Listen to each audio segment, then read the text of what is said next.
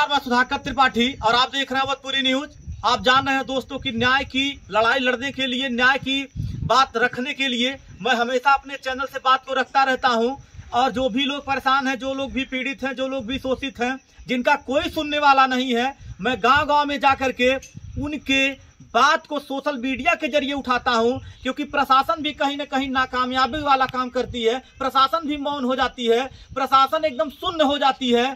जो कि वो जब प्रशासन में शासनिक ड्यूटी करने के लिए वो लोग जब तत्पर होते हैं, वर्दी पहनते हैं, तो उनका संविधान पे शपथ ग्रहण करवाया जाता है कि हम न्याय करेंगे। आप देख सकते हैं मेरे बगल में एक महिला है, महिला के विषय हम बताएंगे। कुसमी जंगल के पास इनका सिमरहिया के मतलब ये रहने वाली थी। और बाद में इनकी शादी कहाँ होती है? इनकी शादी होती है बगही, ये भी जिला गोरखपुर के ही अंतर्गत आता है। नाम क्या आपका? सरिता निषाद जी हैं आप। अब ये सरिता निषाद हैं, आपने सुना होगा। इनकी शादी होती है, शादी के बाद ये अपने मायके जाती हैं। और मायके के बाद आप देख सकते हैं मेरे हाथ में इतना पेपर है। पेपर पे क्या लिखा? BRD medical college Gorakhpur Uttar Pradesh. आप देख लीजिए, ये पेपर है।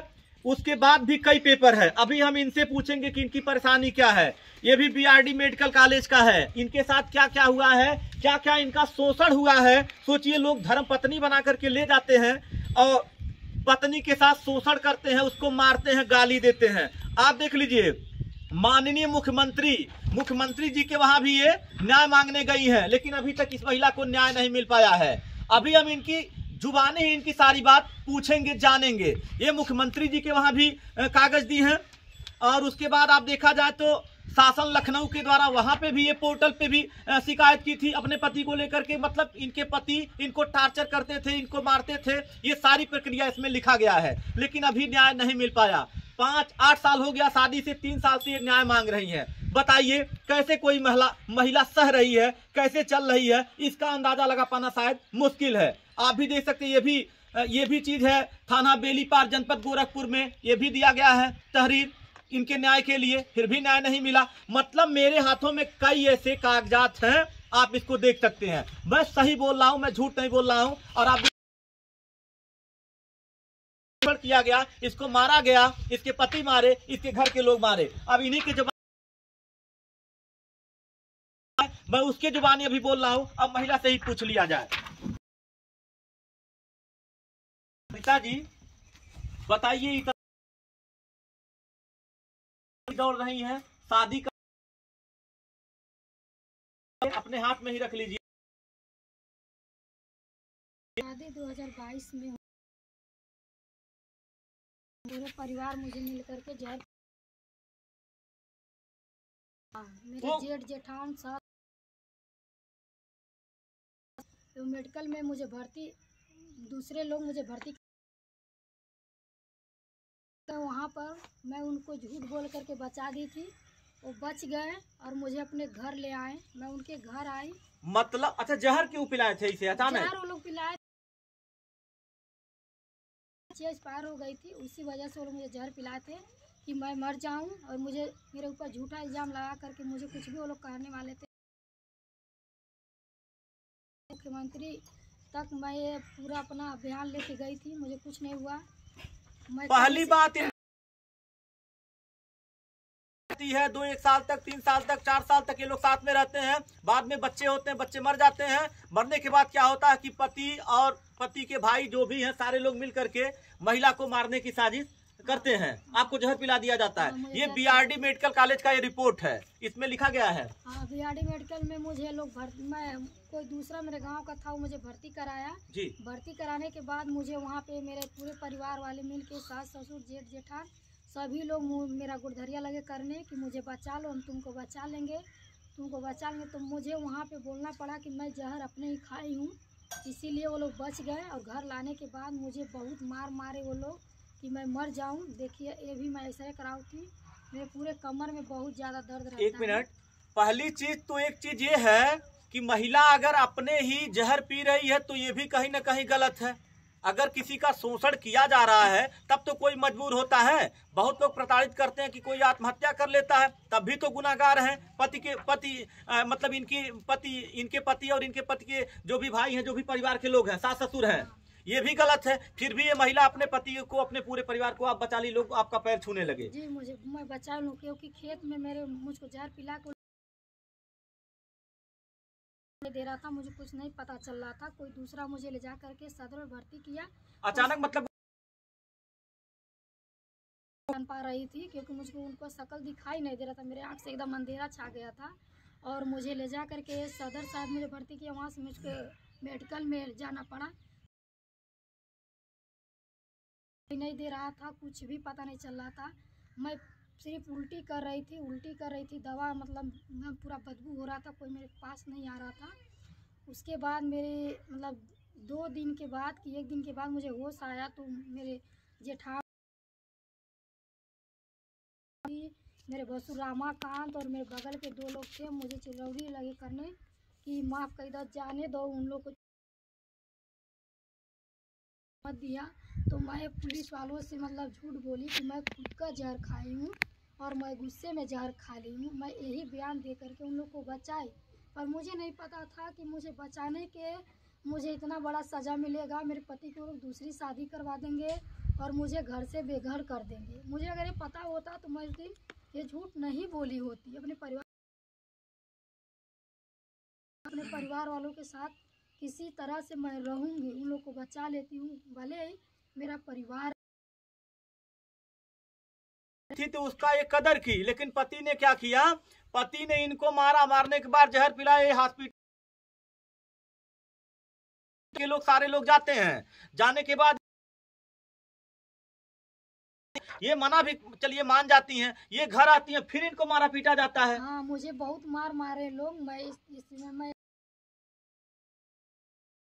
देख सकते हैं, शायद ये मतलब रीढ़ की हड्डी का ये एक्सरे है। आप देख सकते हैं इसमें, ये मतलब जहाँ एक्सरे करवाई थी, इनको जहाँ चोट लगी थी, मेरी रीढ़ की हड्डी में चोट लग गया, उसमें मतलब सूजन बता रहा है।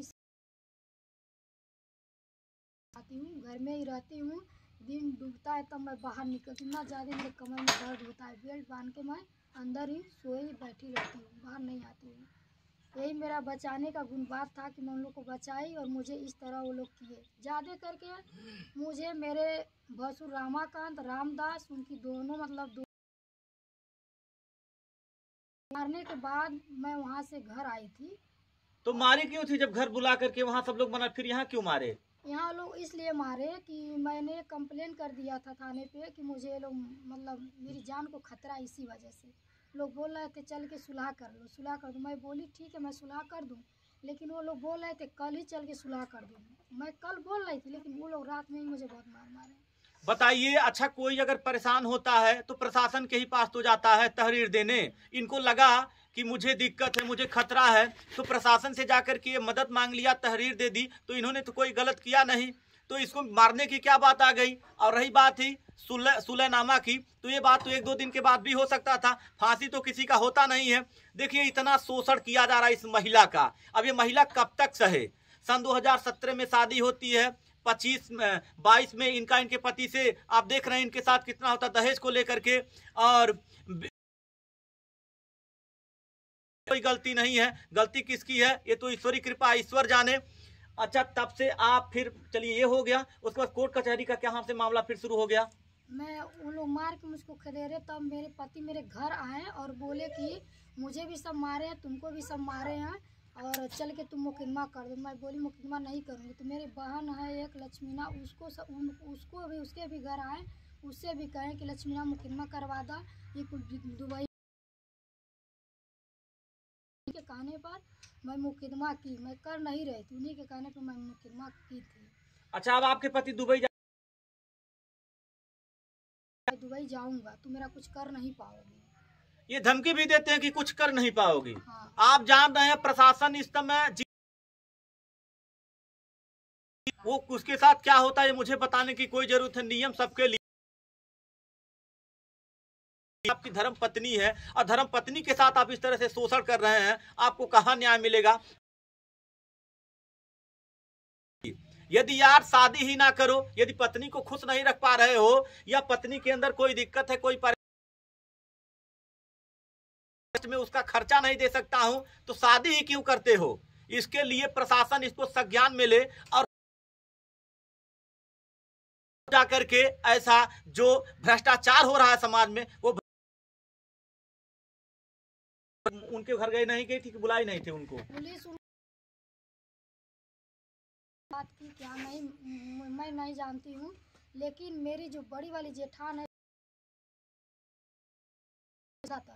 वही कहती है कि मेरा पति घर बनवाया, मैं तुझे नहीं रहने दूंगी घर में, और अपने तेवर की दूसरी शादी करवा के रहूंगी।